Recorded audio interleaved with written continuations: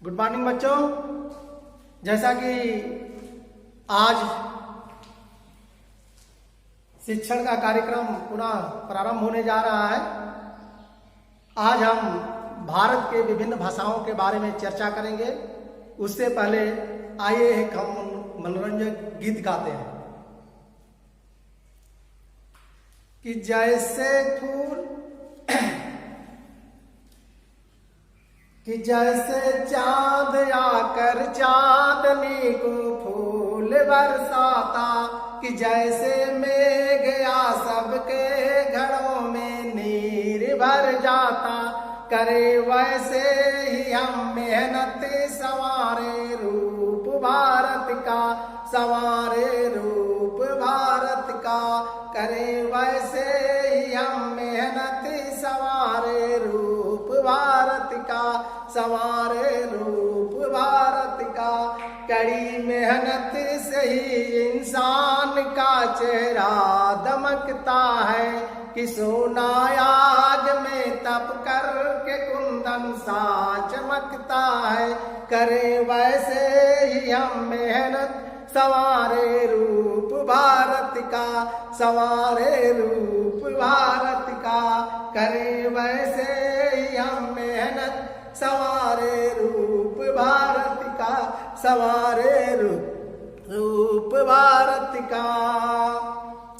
कि जैसे गोद में खेतों की कलियां लहलहाती है, कि जैसे गोद में खेतों की कलियां लहलहाती है, कि जैसे काम कर मजदूर गाना गुनगुनाता है, करे वैसे ही हम मेहनत संवारे रूप भारत का, संवारे रूप भारत का।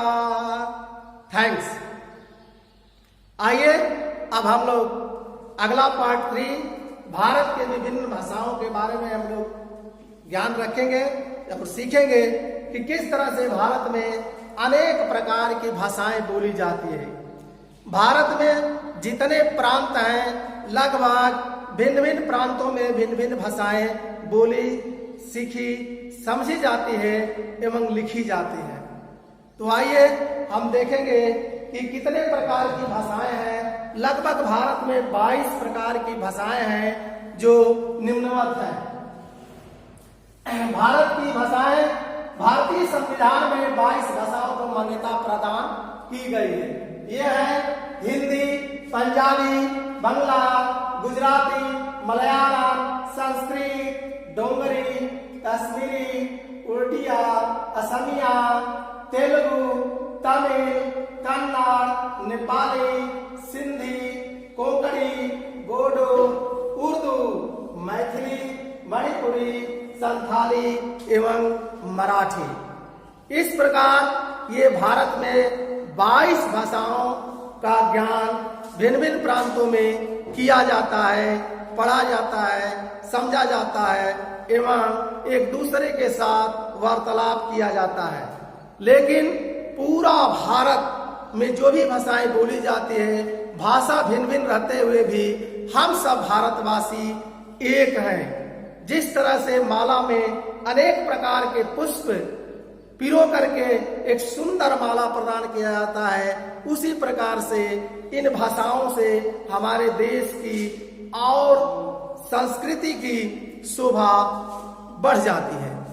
आइए हम देखेंगे इतने भाषाएं बोलने के बाद भी जो हिंदी है वह सर्वप्रथम बहुत काफी बोली जाने वाली भाषा है, जो भारत के विभिन्न प्रांतों में लगभग प्रत्येक प्रांतों में हिंदी का सुचारू रूप से प्रयोग किया जाता है, बोला जाता है, समझा जाता है एवं लिखी पढ़ी जाती है।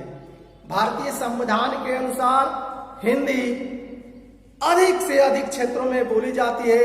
इसलिए भारतीय संविधान ने 14 सितंबर सन 1949 को इसे राजभाषा के रूप में अंगीकार किया है। इसलिए 14 सितंबर 1949 को हिंदी दिवस के रूप में भी मनाया जाता है। अंडरस्टूड? अब हम देखेंगे कि इस संविधान में जो हिंदी को राजभाषा के रूप में अंगीकार किया गया और उसी लिए पूरा देश में हिंदी सर्वाधिक बोली जाने लगी और यही देश में ही नहीं बल्कि पूरे विश्व में हिंदी को तीसरी भाषा के रूप में विख्यात प्राप्त हुआ है। आज पूरे विश्व में हिंदी तीसरी भाषा के रूप में बढ़ चढ़ के बोली जाती है, समझी जाती है एवं लिखी भी जाती है।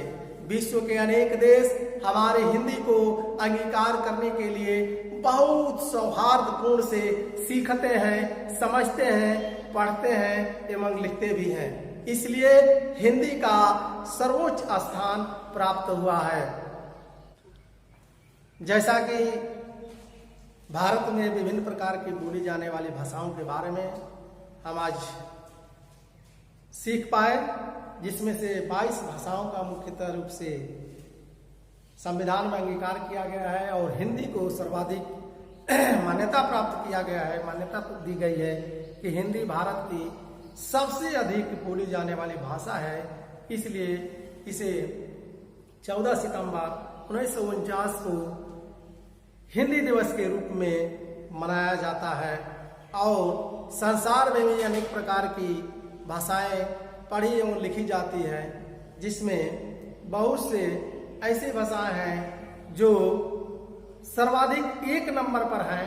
विश्व में सबसे ज्यादा एक दूसरे देश की एक दूसरे की भाषा को समझने और बोली जाने वाली इंग्लिश अंग्रेजी भाषा है, जिसे पूरा विश्व आपस में एक दूसरे के साथ कन्वर्सेशन करता है, बात को समझता है और वो लिखी पढ़ी भी जाती है। लेकिन पूरे विश्व में हिंदी तीसरे नंबर पर सबसे अधिक बोली जाने वाली भाषाएं हैं। आज हम देखेंगे संसार की भाषाएं, लैंग्वेजेस ऑफ वर्ल्ड। संसार में अनेक भाषाएं बोली जाती हैं, जिनमें कुछ भाषाएं निम्नवत है। भाषा और देश, अंग्रेजी, ब्रिटेन और अमेरिका।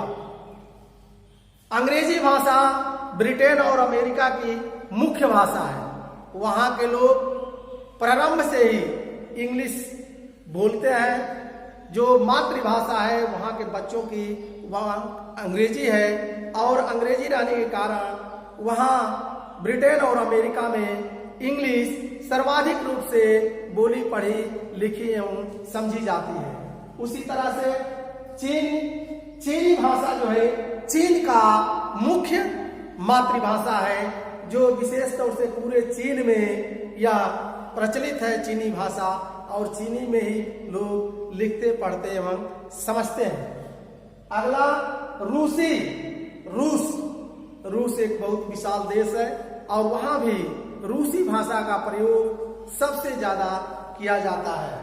उसी प्रकार से उर्दू जो है पाकिस्तान और पाकिस्तान के अलावा भारत में भी अधिक से अधिक लिखी पढ़ी जाती है। भारत में भी उर्दू का सर्वाधिक प्रयोग भी होता है, लेकिन मुख्य रूप से पाकिस्तान जो है इसका प्रयोग ज्यादा करता है। इसलिए पाकिस्तान की मुख्य भाषा उर्दू है। और जर्मन भाषा जर्मनी की मुख्य भाषा है, जहाँ के बच्चे उनकी मातृभाषा से ही बोलना शुरू करते हैं और उसे लिखते हैं, पढ़ते हैं और समझते हैं। ठीक उसी प्रकार से फ्रांस की मातृभाषा है और फ्रांस में ज्यादा लोग जो है फ्रेंच भाषा को ही अपना मुख्य बोली जाने वाली, बोलने वाली, समझने वाली और एक दूसरे से बात करने वाली भाषा के रूप में विख्यात किए हैं। इसलिए वहाँ की भाषा जो है फ्रेंच है। और हमारा पड़ोसी देश नेपाल में नेपाली भाषा बोली जाती है।